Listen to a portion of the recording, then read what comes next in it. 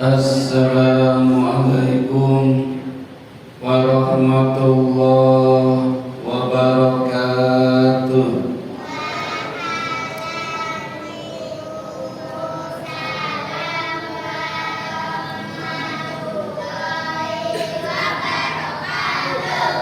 Innal hamdalillah nahmaduhu wa nasta'inuhu wa nastaghfiruhu wa na'udzu billahi min syururi anfusina wa min sayyiati a'malina. May yahdihillahu fala mudilla lahu wa may yudlil fala hadiya lahu. Asyhadu an la ilaha illallah wahdahu la syarika lah wa asyhadu anna Muhammadan abduhu wa rasuluhu la nabiyya ba'da. Syukur alhamdulillah. Mari Bapak Ibu, saudara-saudara dan adik-adik sekalian, senantiasa kita panjatkan kehadirat Allah Subhanahu wa Ta'ala yang telah memberikan berbagai kenikmatan kepada kita sekalian, di antaranya kenikmatan berupa kesehatan. Alhamdulillah, sore hari ini kita bisa berkumpul di tempat yang mulia dalam kondisi sehat. Terbukti yang hadir di masjid ini, yang datang di Masjid Ar-Rahman Bekeljaten ini pada waktu berangkat tadi tidak ada yang berangkatnya pakai ambulan. Tidak ada yang dipikul atau ditandu. Dan saya lihat di masjid ini tidak ada yang diinfus seperti 2 tahun yang lalu ketika kasus COVID-19. Mudah-mudahan kesehatan kita di sore hari ini kesehatan yang walafiat, kesehatan yang berbarokah, yang dengan kesehatannya menjadikan kita lebih taat kepada Allah. Itu namanya sehat walafiat. Apa ada sehat yang tidak walafiat? Banyak. Orang yang sehat, rigas, bugar, waras, tapi kesehatannya justru untuk membuat maksiat. Itu sehatnya tidak walafiat, tidak berbarokah. Na'udzubillah min dzalik. Mari jamaah sekalian, di waktu yang singkat ini, insya Allah nanti berbukanya jam berapa Mas Adit? Bukanya jam berapa? Oh, ngapal. 22. Oh, 52. Apa ini sih subuh? Oh, akhirnya harus ngelak emang. Enggak apa-apa, kita tahan dulu ya adik-adik. Yang enggak kuat boleh tiduran. Ini mulai turun rakaman loh. Sore hari ini saya akan melanjutkan materi ketika kuliah subuh kemarin. Masih ingat boten sampai di mana? Walalu yang ceramah banyak. Enggak apa-apa, saya juga lupa. Ini capet-capet kelingan mergora tak tulis, tapi tak rekam. Saya akan melanjutkan materi bagaimana Nabi berpuasa di bulan Ramadan, puasa yang pertama kalinya di tahun kedua Hijriah, tapi dalam suasana perang. Kita sudah puasa berkali-kali tidak pernah perang. Nabi pertama kalinya berpuasa malah perang. Ini perang yang pertama kali terbesar, terdahsyat, tercepat di dunia. Inti perangnya hanya 2 jam, tetapi proses terjadinya perang 3 bulan sebelumnya, bahkan mungkin 1-2 tahun sebelumnya. Dan ini perang yang dahsyat, satu-satunya perang yang melibatkan malaikat. Nggak ada di dunia ini perang melibatkan malaikat, hanya perang Badar. Mungkin orang-orang yang tidak suka dengan Islam akan mengatakan tidak adil, pasukan Islam dibantu malaikat. Orang yang bicara seperti ini nggak baca sejarah.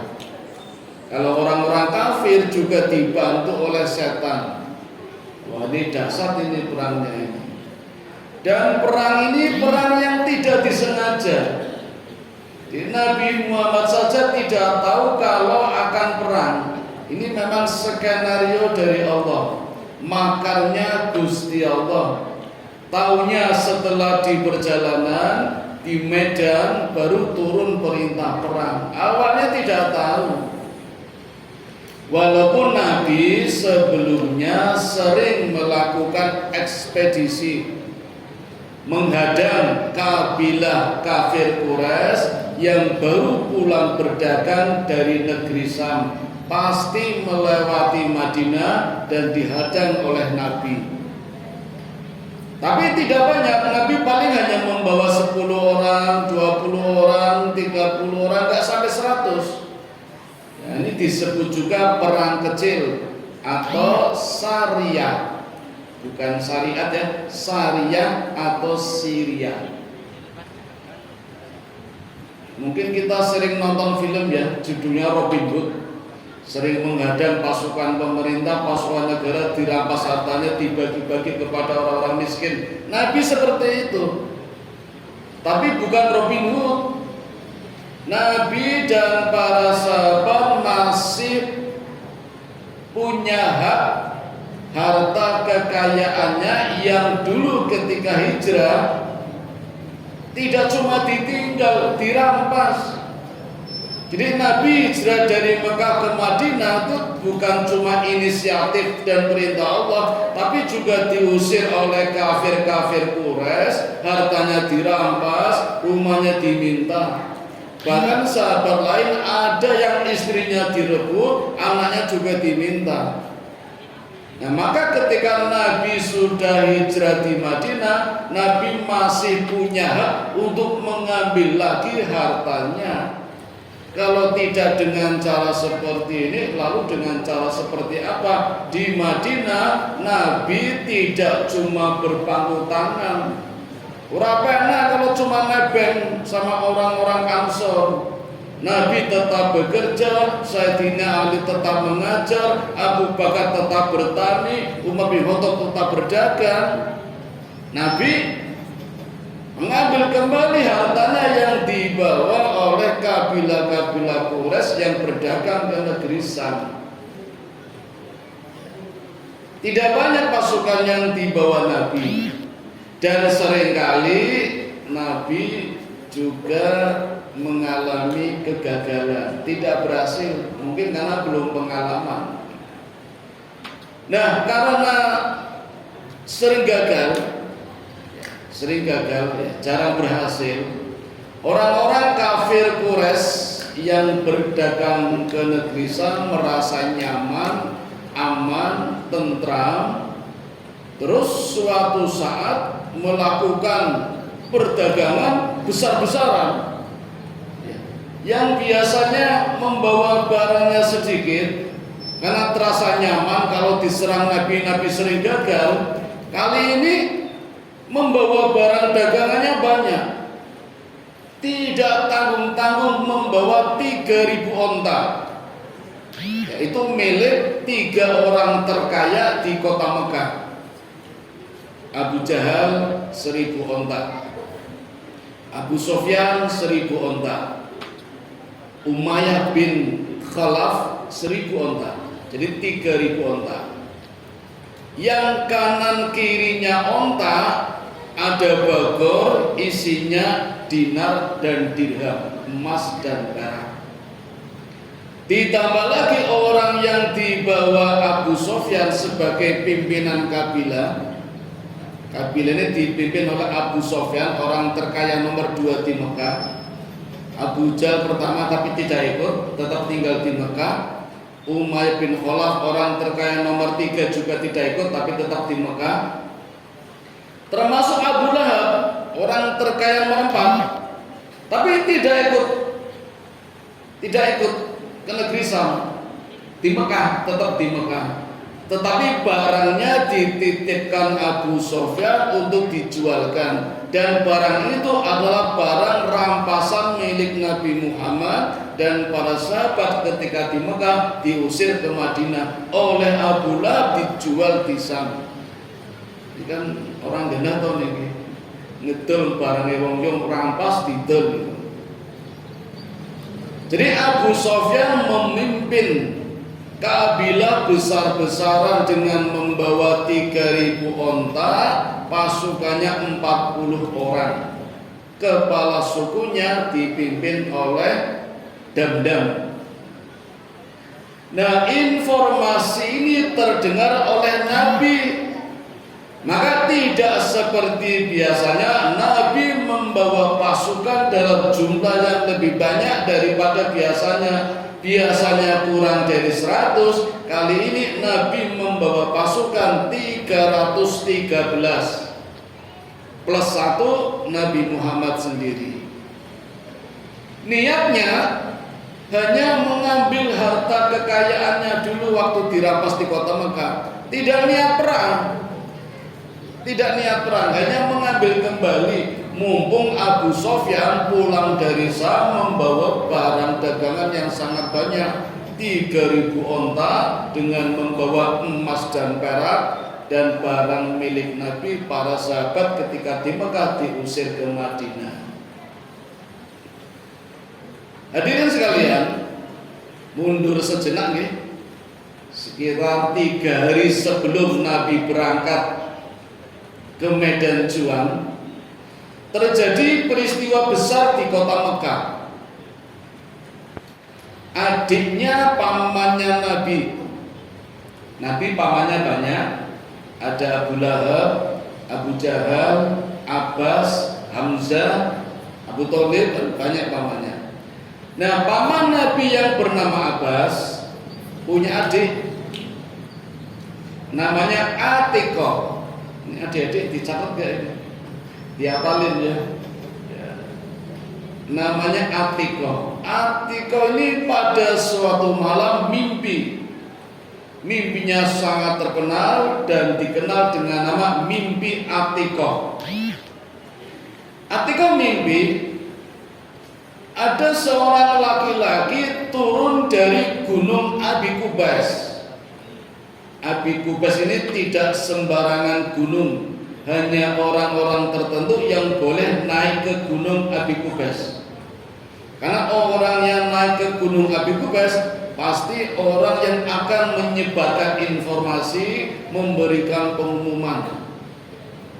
Kalau zaman sekarang ada orang seripah diumumkan di masjid, rapat nggak pakai undangan diumumkan di masjid, kerja bakti diumumkan di masjid. Zaman dulu pengumumannya di gunung Abi Qubais, naik orang semua mendengarkan.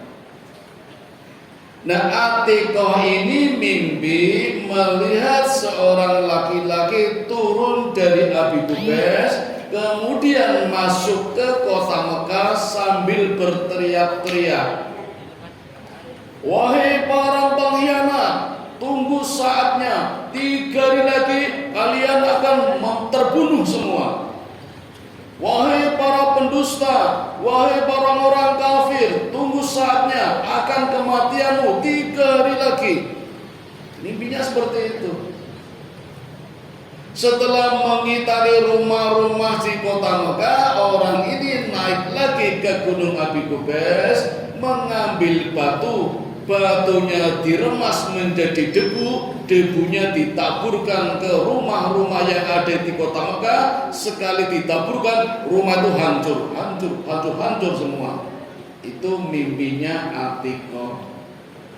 Kaget sampai Atikoh terbangun, bingung, apa beneran atau cuma kembang mimpi? Khawatir kalau diceritakan kepada orang lain menjadikan masalah, dikira hoak, lalu diceritakannya kepada kakaknya. Namanya siapa tadi adik-adik? Abbas. Baru saja tadi ya udah lupa. Namanya Abbas. Mimpinya diceritakan kepada Abbas sambil pesan, oh cerita-cerita ya. Abbas juga nggak bisa menahan. Wah, ini mimpi besar. Ceritakan lagi kepada orang-orang, juga berpesan, oh cerita-cerita ya. Ini sudah rumus ini ya. Kita ada pepatah mengatakan jangan titip emas kepada orang lain, pasti kan berkurang. Tapi kalau titip omongan pasti kan bertambah. Maka dalam satu malam berita sudah menyebar dari Atikoh ke Abbas terus sampai akhirnya terdengar informasinya oleh Abu Jahal, orang terkaya nomor 1 di Mekah. Sehingga ketika pagi harinya Abu Jahal sedang pidato di hadapan umatnya Abu Jahal, Abbas lewat datang disindir oleh Abu Jahal. Nyindirnya begini, ya Abbas, cukup satu saja, ada nabi baru, tidak perlu ada nabi lagi, apalagi nabi perempuan. Abbas kaget dan merasa tersindir. Ada apa ini?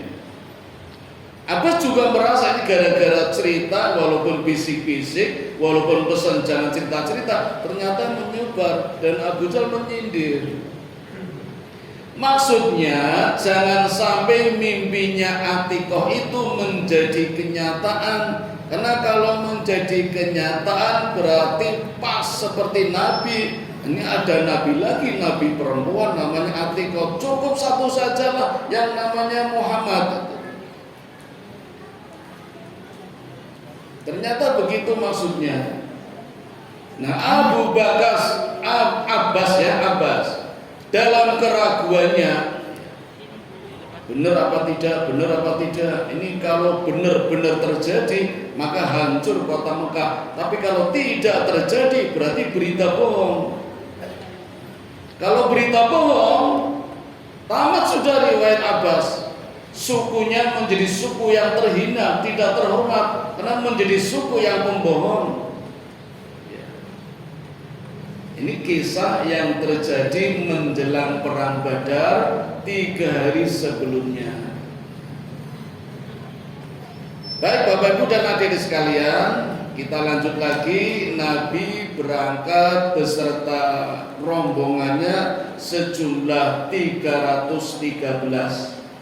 Karena tidak niat perang, bahkan tidak tahu kalau akan terjadi perang, niatnya hanya berdagang, merebut kembali hartanya, maka pasukan yang dibawa Nabi tidak membawa peralatan perang, hanya sederhana. Kuda saja hanya membawa 2, yang satu ditunggangi Zubair bin Awam, yang satu Al-Miqdad. Onta yang dibawa hanya 68, padahal membawa orang 313. Maka satu onta ada yang dinaiki 2 orang, ada yang dinaiki 3 orang. Termasuk Nabi Muhammad satu onta bersama Sayyidina Ali dan sahabat yang lain bertiga. Cenglu, kalau zaman sekarang cenglu, tapi pakai onta. Keberangkatan Nabi membawa orang 313 ternyata terdengar oleh Abu Sofyan.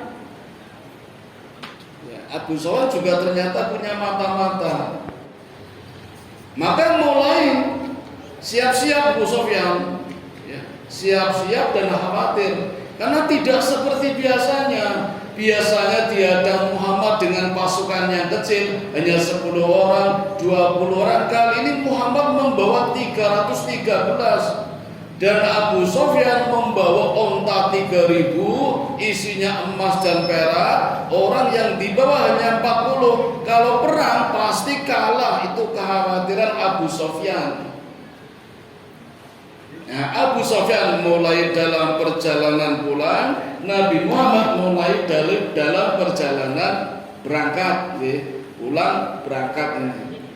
Nabi Muhammad niatnya hanya merampas barangnya, Abu Sofyan menyelamatkan barangnya ini berangkat. Nah, hari kedua menjelang perang ini. Sampai di suatu lokasi, Nabi Muhammad memerintahkan mata-matanya 2 orang, namanya Busbus sama Dardar. Kalau tadi mata-matanya Abu Sofyan namanya siapa? Lupa lagi. Namanya Damdam. Ini mata-matanya Nabi Muhammad namanya Busbus sama Dardar. Ali bin Abi Dardar. Yang satu Busbus. 2 orang ini ketika sampai di suatu pasar, pasarnya enggak kayak di sini ada pasar Ngebu, pasar Serbeda. Sana itu pasarnya pasar Tiban. Jadi di mana saja kabilah capek istirahat langsung gelar dagangan, jadilah pasar.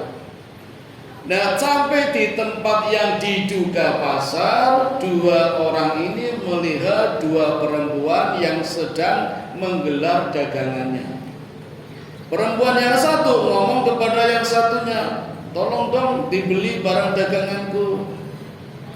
Kata wanita satunya, nanti ya kalau ada kabilah datang, aku akan membeli langsung dari kabilah itu. Kalimat seperti ini ditangkap, didengar oleh mata-matanya Nabi Muhammad. Ini dalam situasi perang harus hati-hati ini, tidak asal ngomong. Mata-mata Nabi ini tidak ngomong, hanya lewat di depan wanita tadi sambil telinganya dipasang merekam yang dikatakan oleh wanita tadi.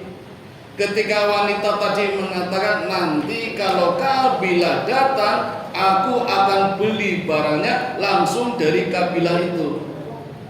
Maka mata-mata Nabi Muhammad langsung menangkap, berarti kabilah Abu Sofyan belum datang dan mungkin akan segera datang. Pulang, lapor kepada Nabi. Begitu 2 mata-mata Nabi ini pulang, Abu Sofyan datang di tempat itu. Ini kan luar biasa nih. Skenario dari Allah tidak dipertemukan tapi kecelik. Abu Sofyan datang, tanya kepada 2 wanita tadi, wahai wanita, apakah engkau melihat ada orang datang ke sini? Wanita ini menjawab, ada, hanya 2 orang, tapi tidak bicara, kemudian langsung pergi. Wanita ini hanya ngomong seperti itu.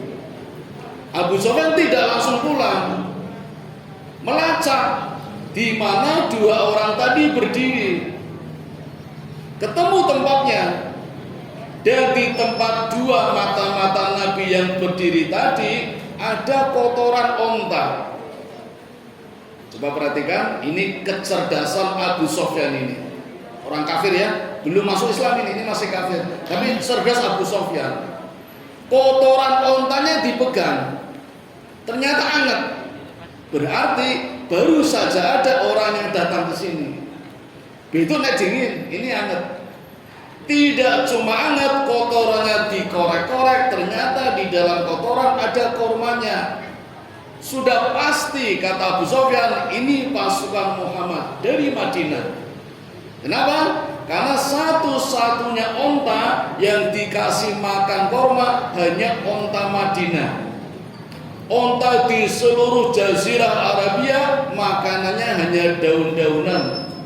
Hanya kota Madinah yang kaya rayakan kormanya, yang hanya dimakan manusia karena berlebih dikasih makan kepada onta, maka kotorannya pun berbau korma, bahkan ada biji kormanya. Itu kecerdasan Abu Sofyan, sehingga memastikan pasti Muhammad baru saja dari tempat ini. Apa yang dilakukan Abu Sofyan setelah paham kondisi seperti ini? Tentu saja ingin menyelamatkan diri. Karena Muhammad membawa pasukan 313, Abu Sofyan hanya 40 suruh ngawasi 3.000 onta milik Abu Jahal, milik Abu Lahab, milik Abu Sofyan sendiri, milik Umayyah bin Khalaf. Maka Abu Sofyan menulis surat. Suratnya tertulis, wahai para pemimpin kafir Quraisy, selamatkan hartamu. 1. Abu Lahab, 2. Abu Jahal, 3. Umayyah bin Khalaf. Dan surat ini dititipkan kepada kepala suku 40 tadi yang bernama siapa tadi adik-adik? Lupa lagi. Damdam. Nah, Damdam ini Bapak Ibu orang ahli membuat isu, ahli menyebarkan berita hoak, ahli berpura-pura. Jadi kalau ada orang sekarang ahli membuat isu, menyebarkan berita hoak, sepertinya belajar dari Damdam ini.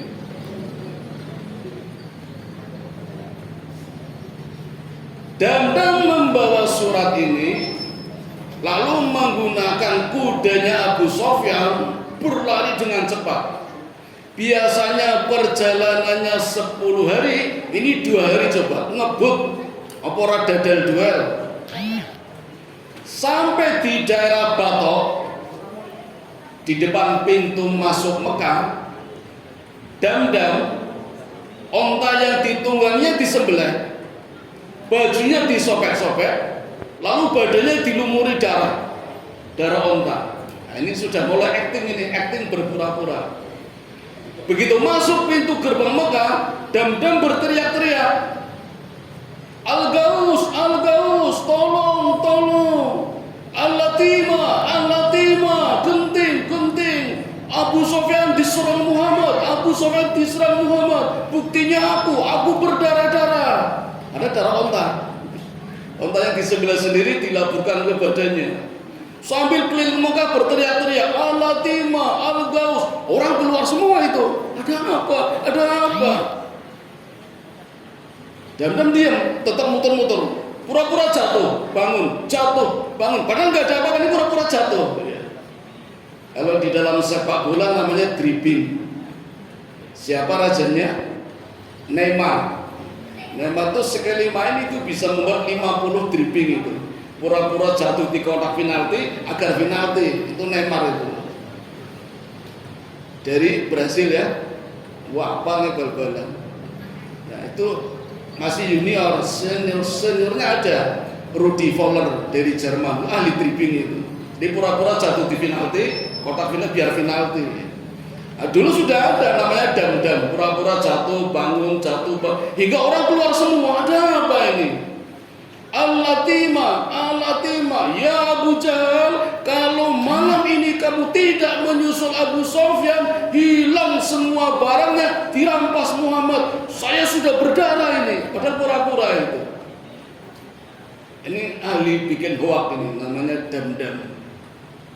Maka malam itu Abu Jahal berhasil mengumpulkan 1.000 orang yang segera berangkat menuju Madinah, memberi bantuan kepada Abu Sofyan yang sudah diserang Muhammad. Padahal belum menyerang, baru berangkat. Tapi Damdam pintar membuat hoak agar segera terkumpul pasukan. Maka terkumpul pasukan sejumlah 1.000. Tadinya 700, kemudian tambah 300. Kok bisa? Nah, ini ada ceritanya ini. Yang 700 itu dikumpulkan dari 7 suku, masing-masing suku terkumpul 100 orang. Nah, yang 300 orang ini ceritanya begini Bapak Ibu. Ini mundur 3 bulan ya. mundur 3 bulan sebelum terjadi perang Badar ini. Ada 2 orang bersahabat padahal beda agama. Yang kafir itu namanya Umayyah bin Khalaf. Yang muslim namanya Sa'ad bin Mu'ad, kepala suku Khosrot di Madinah, orang terkaya nomor 1 di Madinah. Umayyah bin Khalaf orang terkaya nomor 3 di Mekah. Kafir, Sa'ad muslim, tapi bersahabat. Mereka menjalin persahabatan ketika berdagang. Jadi kalau Sa'ad bin Mu'ad berdagang mampir Mekah, kalau Umayyah bin Khalaf berdagang mampir Madinah. Jadi sering ketemu, menjalin persahabatan dagang. Beda agama tapi rukun. Suatu saat Sa'ad bin Mu'ad ingin berkunjung ke rumah Umayyah bin Khalaf ketika dagang, maka menulis surat, dititipkan di pos security, sampaikan kepada Umayyah bin Khalaf, kalau nanti setelah dagang aku akan mampir, kosongkan Ka'bah karena saya akan tawaf. Maka setelah dagang selesai, Sa'ad bin Mu'ad mampir ke Mekah menemui sahabatnya bernama Umayyah bin Khalaf. Sesuai dengan pesannya, Ka'bah sudah dikosongkan dan mereka berdua tawaf. Tawaf zaman dulu karena belum ada syariat, tawafnya telanjang, nggak pakai baju, nggak pakai celana. Nggak usah bayangkan, malam hari nggak kelihatan. Ketika tawaf, ternyata bertemu dengan Abu Jahal. Abu Jahal orang terkaya nomor 1 di Mekah, hafal semua orang Mekah. Ini ada orang asing, siapa ini? Ditanya, kamu siapa? Sa'ad bin Mu'ad. Dari mana? Madinah. Dari Madinah. Berarti kamu muslim? Muslim. Kalau kamu muslim, jangan harap keluar dari Mekah hidup-hidup, kan saya bunuh, kata Abu Jahal itu. Kata Sa'ad, tidak bisa. Kata Abu Jahal, pasti bisa. Tidak bisa. Bisa, tidak bisa. Adu mulut ini 2 orang ini. Umayyah bin Khalaf, sahabatnya Sa'ad, yang tadinya memberikan jaminan, dimarahi sama Sa'ad. Gimana Khalafah? Gimana Umayyah? Kamu sudah memberikan jaminan kepadaku, katanya tawaf aman, ternyata ada Abu Jahal. Kata Abu Jahal, nggak bisa, nggak ada jaminan. Saya bunuh, kamu nggak akan keluar dari Mekah. Hingga akhirnya Sa'ad mengatakan, ya Umayyah, kalau memang kamu tidak memberikan jaminan kepadaku, ya sudah, sekarang kita putus, nggak ada sahabat lagi. Tapi dengarkan Umayyah, saya kesini membawa pesan dari Muhammad bahwa kamu akan terbunuh. Umayyah kaget. Pesan dari siapa? Muhammad. Umayyah langsung berpikir, Muhammad tidak pernah bohong. Lalu tanya, kapan aku akan terbunuh? Tidak tahu. Gimana aku dibunuh? Tidak tahu. Yang pasti pesan dari Muhammad, kamu akan terbunuh. Itu ucapannya dari Sa'ad bin Mu'ad. Nah, ucapannya ini membuat Umayyah kaget, gelisah, takut, dredeg, sampai barang apapun yang dia pegang terjatuh. Lalu dia pulang meninggalkan Sa'ad bersama Abu Jahal. Ditinggal, biarkan mereka berdua patuh. Aku tak mulih kalau bahasa kita. Umayyah pulang, rupanya Abu Jahal nyalinya ciut, ikut pergi, nggak jadi berkelahi. Saat pulang, nah dalam satu riwayat diceritakan sepanjang jalan ketika Umayyah pulang itu hatinya risau sambil ngomong sendiri, Muhammad tidak pernah bohong, Muhammad tidak pernah bohong, Muhammad tidak pernah bohong. Sampai di rumah ditanyakan kepada istrinya, wahai istriku, aku baru saja mendapatkan informasi dari sahabat saya tadi yang kesini yang namanya Sa'ad bin Mu'ad, kalau aku akan terbunuh. Bagaimana pendapatmu wahai istriku? Istrinya mengatakan, setahu saya Muhammad tidak pernah bohong. Wah, tambah bingung itu. Jadi orang-orang kafir walaupun benci kepada Nabi Muhammad, tapi mereka yakin kalau Muhammad tidak pernah bohong. Termasuk istrinya Umayyah ini, Muhammad tidak pernah bohong. Kalau begitu aku akan terbunuh. Iya, istrinya malah begitu. Ya istriku, kalau begitu mulai sekarang aku tidak akan keluar dari Mekah. Jangankan keluar rumah, aku tidak akan keluar dari kamar. Janji ini Umayyah tidak akan keluar dari kamar, apalagi rumah, apalagi Mekah. Ini kisah 3 bulan sebelum terjadinya perang Badar. Nah, sekarang saya satukan lagi ya dengan tadi kejadian di malam hari. Abu Jahal mampu mengumpulkan 700 orang. Nah, sekarang tambah 300. 300-nya dari mana? Dari Umayyah bin Khalaf. Umayyah itu ternyata kepala suku yang anggotanya paling banyak, jumlahnya 300. Abu Jahal ke rumah Umayyah, ditemuinya Umayyah sedang berpidato di hadapan anak buahnya sejumlah 300. Abu Jahal mengatakan, "Ya Umayyah, ayo kita berangkat." Kata Umayyah, "Ya Abu Jahal, apakah engkau lupa 3 bulan yang lalu ketika bertemu dengan Sa'ad bin Mu'adz, apa yang dikatakannya? Aku akan terbunuh. Lalu saya tidak akan berangkat perang." Abu Jahal pinter ini. Ini kalau Umayyah tidak berangkat, pasukannya cuma 700. Karena Umayyah punya 300 ini. Kata Abu Jahal, "Ya Umayyah, jangan percaya, Muhammad dusta, bohong itu. Ayo berangkat." "Tidak, berangkat tidak." Menolak itu Umayyah. Akhirnya Abu Jahal pulang, datang lagi ke depan Umayyah membawa dupa. Ini tradisi orang Arab Bapak Ibu. Di Arab juga ada dupa. Dupa ngerti ya? Ukup menyan. Nah, kalau menyan yang besar itu untuk laki-laki, dupa yang kecil untuk perempuan. Yang dibawa Abu Jahal untuk Umayyah itu dupa yang kecil, yang perempuan. Ditaruh di depan Umayyah, Umayyah marah. Kenapa marah? Terhina. Jadi diejek oleh Abu Jahal, seolah-olah Abu Jahal mengatakan, "Ya Umayyah, banci kamu, bencong, laki-laki nggak berani perang."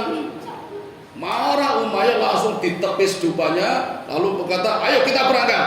Nah, sukses Abu Jahal, berhasil mengumpulkan 700 ditambah 300 menjadi 1000. Istrinya bilang, "Ya suamiku, katanya nggak jadi, nggak keluar rumah." "Tidak, aku akan keluar, tapi nanti setelah sampai di luar akan kembali lagi." Bilangnya begitu. Abu Jahal pintar lagi.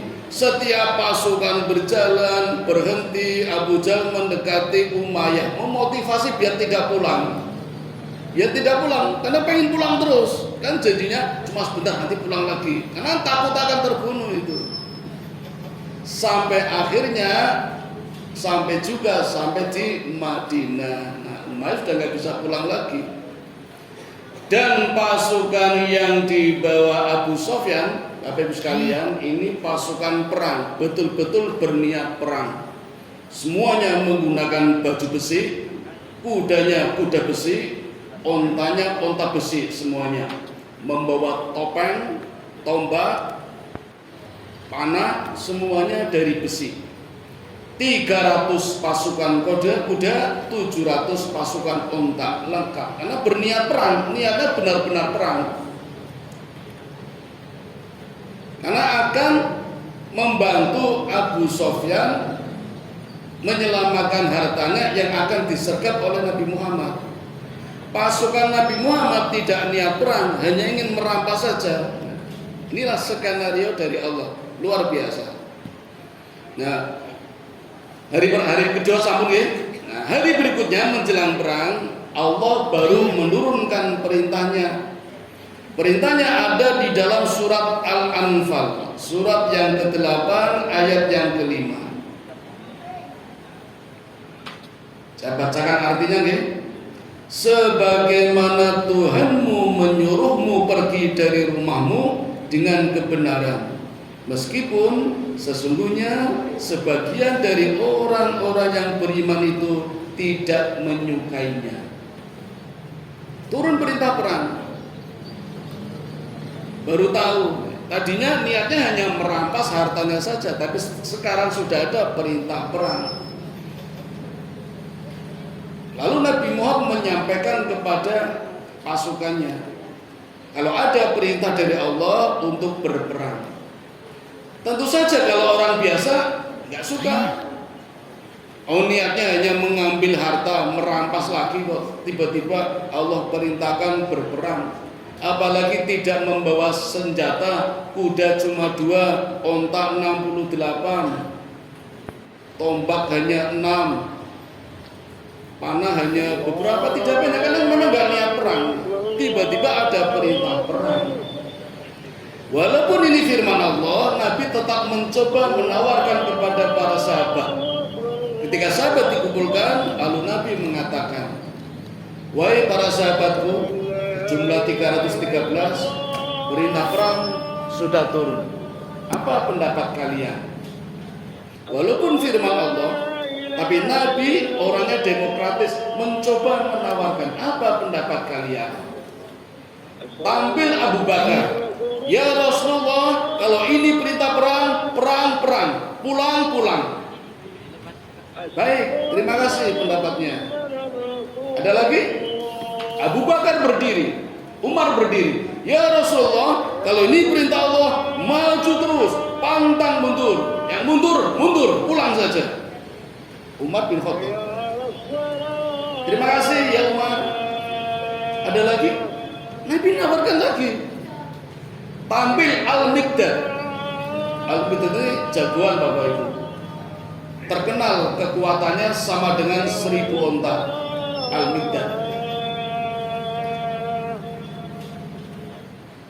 masih lama. Oh, nanti tinggalkan dia. Ini tanggung ini ceritanya. Kalau di kisah Mahabharata mungkin pernah dengar di Desarata, itu kekuatannya 1000 gajah. Ini Al-Miqdad 1000 onta.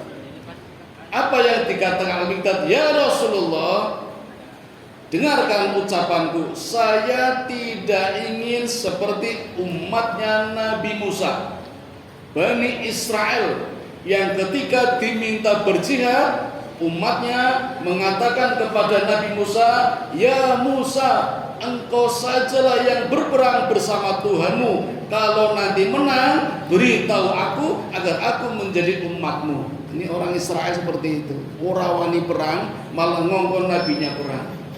Al-Miqdad mengatakan, saya tidak seperti umatnya Nabi Musa, Bani Israel. Kalau engkau perintahkan aku perang, maka 14 suku yang ada di daerah sana yang benar-benar benci kepada Islam, aku tetap akan berperang, tidak goyah pendirianku. Al-Miqdad luar biasa. 3 orang sudah menawarkan, tapi Nabi tetap menawarkan. Ada lagi pendapat lain? Ada apa ini? Oh ya, insya Allah besok kita lanjut lagi. Mari kita halalkan puasa kita dengan berdoa bersama-sama.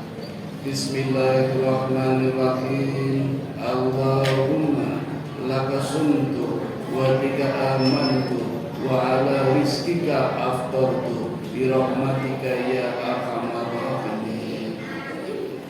Langsung saya tutup. Assalamualaikum warahmatullahi wabarakatuh.